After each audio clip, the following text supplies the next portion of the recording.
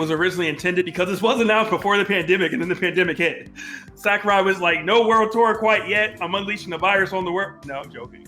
Got it.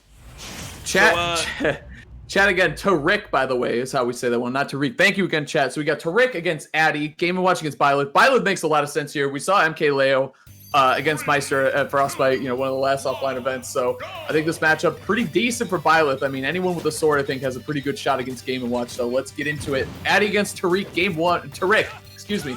Game 1 here on Town and City. Yeah, and I think the name of the game is going to be, can Byleth recover? Oh, okay, not as bad as it could have been, but good anti-air. So I think that Byleth, of course, has so much kill power, has the range, quote-unquote, the distance demon, which I don't know why that was the name when we got Amendment right after, but oh! Maybe that's why. Jeez. Well, that's a quick stock right there. Are we going to see the doc? No, I think that's actually a nightmare matchup too, probably. Yeah, but that's really going to be the question, is Byleth going to be able to recover? And it looks like Tarik is going to be able to, because of things like that, not dropping low, not even being really parallel, but kind of recovering a little bit higher so that Addy isn't able to get in position to actually punish it accordingly. Yeah, that was really smart. Like, essentially, with the tether to the ledge, you have a couple different mix-ups, and the first one, obviously, is when you activate, in this case, your up B or your tether, and then when you pull in is, like, the other mix-up that you have, and then when you get off the ledge, all that good stuff. So, go with the instant one first, Tarik. Quick to get out of harm's way. That's a great way to do it, but let's see how he does going forward. Man, what's kind of funny is, like, everyone kind of talks about Game & Watch's up B and how amazing it is, and it still is. But the thing with Byleth is Byleth's up air is an incredible move. Yeah, that move exactly. Yeah. Like, the hitbox is crazy, it lingers for long, and it's multi-hit. So Game & Watch, yeah, he might be able to up B out of pressure. However, if it's against someone like Byleth who has an amazing up air, I don't know if you're going to be liking that. I think he was trying to fall through an up air right there, too. I think he was. Woo! Okay. Addy with the chair. As you were saying, Matt, we've seen a lot of anti-airs from Tarik already. I mean, Tarik. So, I mean, it's definitely something to note. No airspace is safe above this particular player. And that's really Game & Watch's strength, the fact that they can attack you from so many different angles and you have to respect them. But not the case, apparently, for Byleth. Oh, yeah, for sure. So, yeah, that's the thing, like...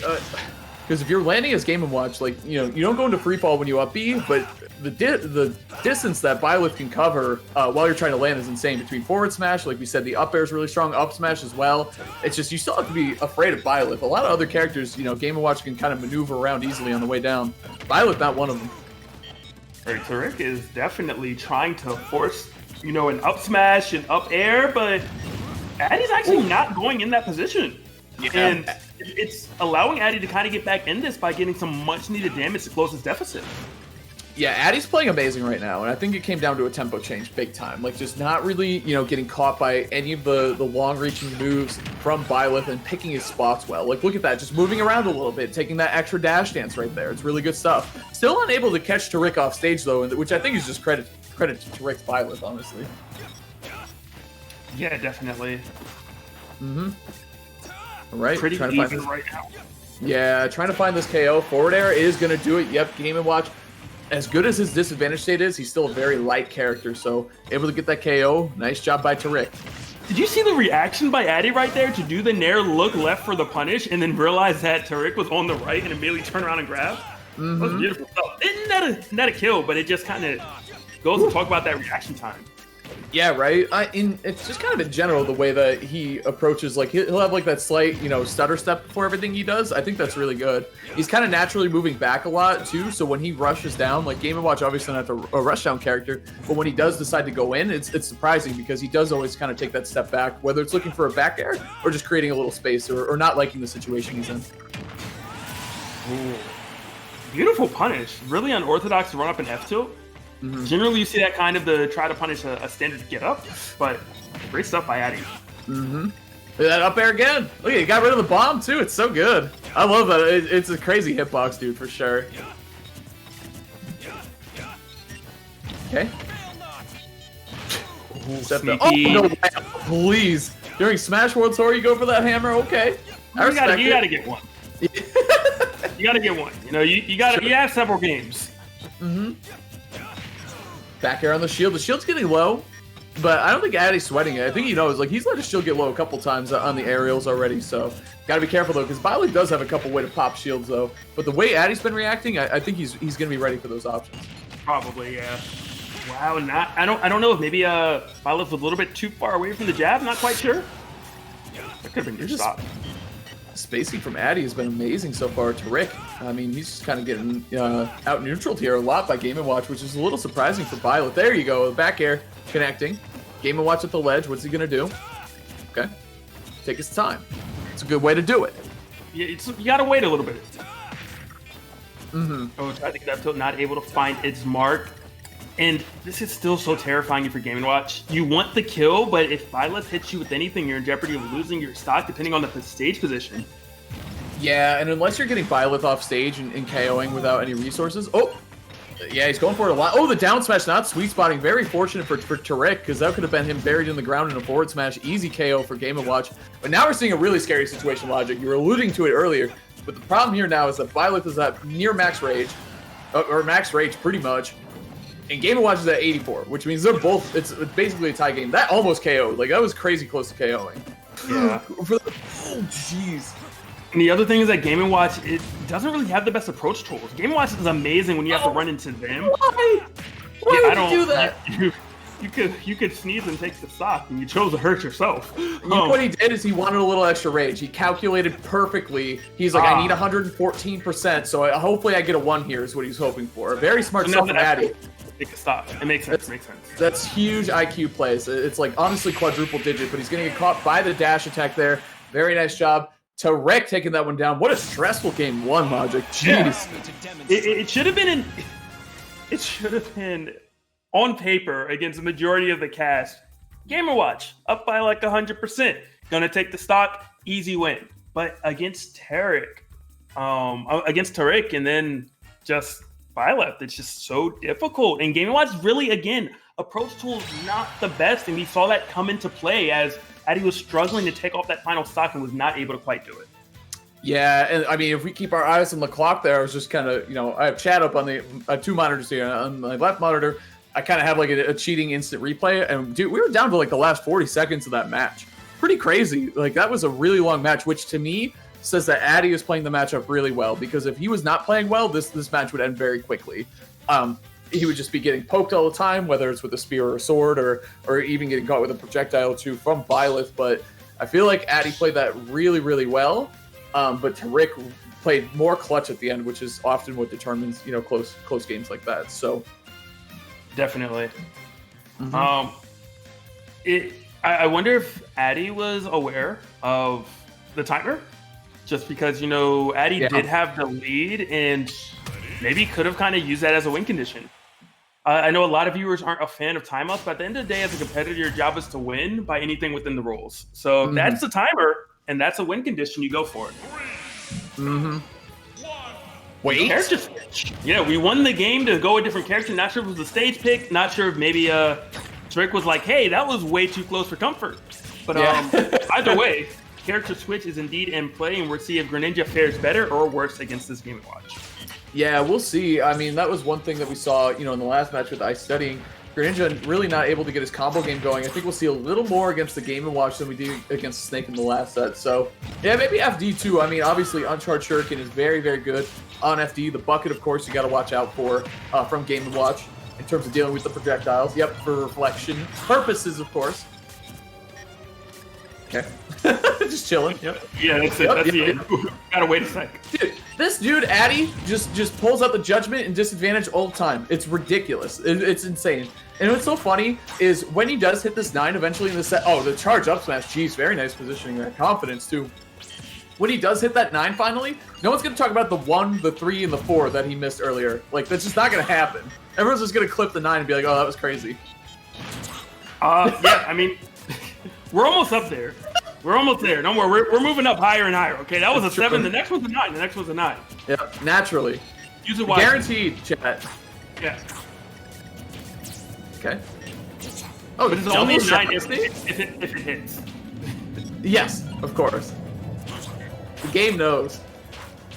Okay. This is such an interesting, kind of play style from Addy, where it's not really trying to approach too much, but throwing out hitboxes. But Tarik's not really running into anything. Yeah. That's kind of one way you could deal with Game & Watch is like, yeah, if you get up close to him, obviously that's a problem because, you know, he can up-B a couple different things that he can do to deal with your pressure. But if you just kind of wait him out and like focus more, maybe, you know, kind of on whiff punishing and or just baiting out, you know, jumps or any other option, any other button, kind of works out more. And you can see that's definitely Tarik's strategy. He's comfortable with even not going for center stage a whole lot, just holding on to the side, charging the shuriken, and then putting on the pressure from a distance. Yeah, yep, that's what I'm talking about. Will up throw take it right now? I feel like it might against Game & Watch, but maybe I'm wrong. Game & Watch is pretty light. I think he'll probably go for it now. You know, when it's on the line right there, I'll always when it's on the line, I'll always agree with just taking one of the other throws for damage and keeping the diminishing returns fresh on your KO throw. So, and it worked out for Tarik. And I think too, like if you go for the up throw there and it doesn't kill, you're kind of showing your hand on like, dude, I really want to KO you. You know what I'm saying? Like you kind of tip your hand like I'm looking for the KO. It communicates like a deeper message there too. So yeah, Tarik though doing a good job taking out the first stock and he's playing this very patient, you know, pump step kind of walk away game. Like this is really, really strong and in my opinion the right way to play the Game & Watch matchup. Absolutely. Still living right there. Obviously, you cannot really eat anything else. If a forward air connects, your stock is gone. I think an F tilt probably take it as well. Down tilt is what I really would like to see from Addy, not really throwing out too much, and maybe it's a good way to punish Tarik trying to land. Parry, yep, just back up, back it up, Parry. Franklin, good job. Tying up the stock count right now. And even though it felt as if it was, you know, Greninja just running the entire match, it's pretty much even. You know, 21% separating them. That's not a huge deficit by any means for a Game & Watch. No, especially because on the other side he has Greninja, who's also a lighter character. So, you know, oh, geez, the drag down, though. There's the Greninja stuff we'd like to see. Going high. Getting caught with the up air, though. Oh, I love the idea on the counter. It was such a good idea because in that position, he was lining up for a Shadow Sneak, but he went for a counter instead, maybe anticipating some sort of aerial coming at him, but down tilt and up smash, clean. Yeah, and that's kind of a trademark Greninja move. Down tilt, potent option that you just have to be aware of. That's just what it is in the matchup. A lot of Greninjas like throw it out. Obviously, high-level Greninjas like this one aren't going to just throw it out randomly, though. It was actually used very sparingly, and that's what made it so dangerous when it came out later. Again, we're seeing dash attack into up smash. That's almost 40% on Game & Watch. Like that is a lot of damage for Game & Watch to deal with right off the rip. It's tough. Okay.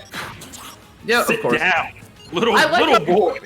I know he went for the mix, but it's like, dude, he's obviously gonna up B. Like he's still Game & Watch. It was a really good idea, but we knew the up B was gonna be coming. But I like what Tarik's thinking here. He's mixing for sure, almost lapping him in terms of percentages, playing insanely well on FD. And I gotta say, a lot of it is due to the water shuriken mix-ups. You know what I mean? Am I gonna do a really quick one? Am I gonna charge it a little bit, or am I gonna just dash at you? Like, which thing am I going to do? So, just a lot of good neutral and set play coming out from Tarik. For sure. Addy looks like they're starting to get a better handle on it, reflecting it significantly more. Of course, you're not getting any damage, but it is at least avoiding shield damage, and you're not really giving up too much of your pressure, or too much of your position. Clearing some space, yep, with the kicks. Shadow sneaking in. Again, these random judgments are like this chaotic energy coming out from Addy is insane. Like you're down to stock and you're throwing out judgments in disadvantage. This is wild. I respect it though.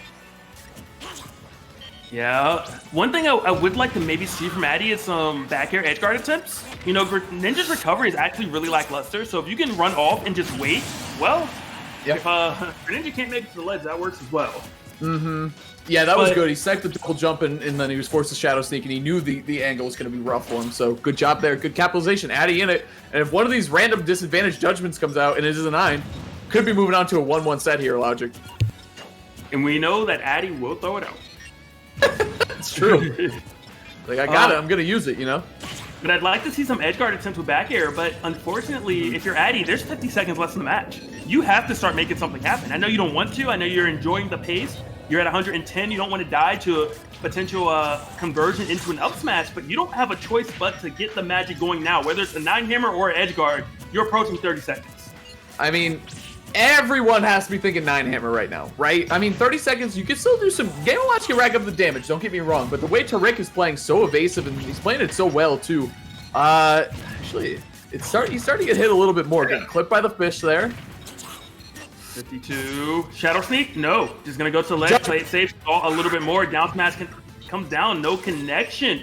The damage is getting tacked on bit by bit, but I thought we were going to see a 9. I don't know why. I was just like, maybe. Just go for it. 4. Now. Do it. 9! 9! Jump up there and go for it. Wait, what? Wow. That timing was really close. I was not sure if Tarik was going to make it or not, honestly. I thought he might have pulled the trigger a little early there. Whoa. Oh my god.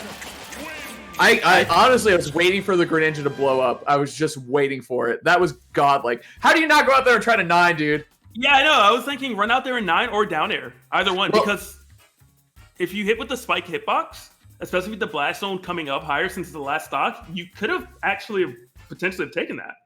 I think he was just down smashing to, I think he thought, and I think this is where we all got tripped up by Tarik, which was, by the way, incredible heads up play and really knowing the timer and his character really, really well. That's not easy knowledge to have. You've done this before.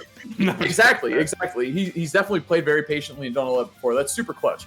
But the thing is I think Addy was covering the ledge because he's like, well, if he up Bs, he's just going to die. Like, he doesn't have any options but to come to the ledge, basically. I'm going to cover the thing that he has to do. But Tarik was beyond heads up and beyond galaxy brain. That was crazy stuff. That was the Buzz level, universe brain play. You know what I'm saying? It made sense. It felt like, I don't know, in my head, when I see someone free-falling, I'm assuming they know they're not. I guess I don't expect my opponent to make a mistake, which Tarik obviously did not.